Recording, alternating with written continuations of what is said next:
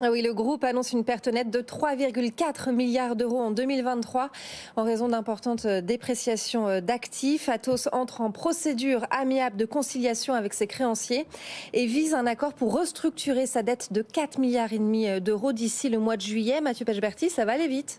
Oui, exactement. Il y a un calendrier très serré qui commence aujourd'hui, qui va se terminer ou fin juillet ou fin août. 4 ou 5 mois de procédure judiciaire de conciliation sous l'égide de Hélène Bourboulou, mandataire ad hoc qui a été nommée par le tribunal de commerce. Et donc Atos va devoir renégocier ces 4,5 milliards d'euros de dette. Je rappelle que là-dessus, il y en a 3,5 milliards qui doivent être remboursés avant la fin de l'année 2025.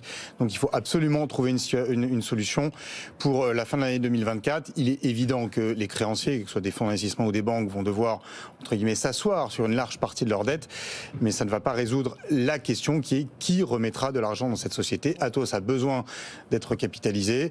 Est-ce qu'il y aura des cessions d'actifs alors que certaines ont déjà, enfin 2 ont déjà échoué?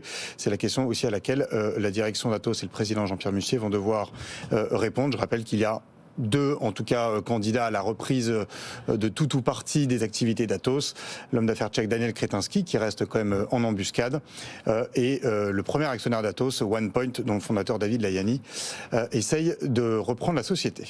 Merci beaucoup Mathieu. Et malgré ces difficultés, le patron d'Atos assure qu'il n'y aura aucun souci pour les Jeux Olympiques dont le groupe assure les services technologiques. L'autre information de la matinée, Stéphanie, c'est la confirmation du dérapage des finances publiques. Le déficit public atteint 5,5% du PIB en 2023 à 154 milliards d'euros. C'est nettement plus que les 4,9% initialement prévus par le gouvernement. Thomas Asportas, pourquoi ce déficit est bien plus mauvais que prévu? C'est parce qu'il y a une chute des recettes fiscales, nous explique Bercy. Un trou de 21 milliards d'euros par rapport aux prévisions du budget. 4,4 milliards d'euros d'impôts sur les sociétés en moins. 1,4 milliard d'impôts sur le revenu. 4,3 milliards de TVA. 200 millions sur les droits de mutation à titre onéreux, les fameux DMTO. 2,7 milliards sur la contribution sur la rente inframarginale. Ça, c'est la taxe exceptionnelle sur les énergéticiens. Et enfin, 6,2 milliards de cotisations et de prélèvements sociaux. Et tout cet argent en moins, c'est à cause de l'inflation. Nous dit Bruno Le Maire, c'est le revers de la médaille de la baisse de l'inflation. Parce que quand vous avez moins d'inflation, ça fait baisser vos recettes de TVA.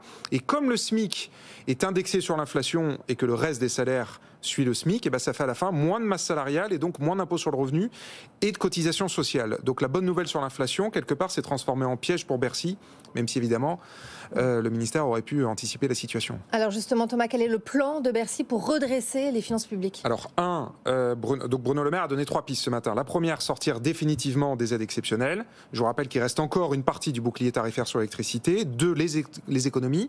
Depuis fin 2023, l'État a fait 18 milliards d'économies. Il attend maintenant un effort de la part des collectivités et de la sécurité sociale. Et il demande aussi des économies aux opérateurs de l'État, comme Business France. Et enfin 3, les réformes. En premier lieu, l'assurance chômage. Ça va être annoncé demain soir par Gabriel Attal aux 20h de TF1.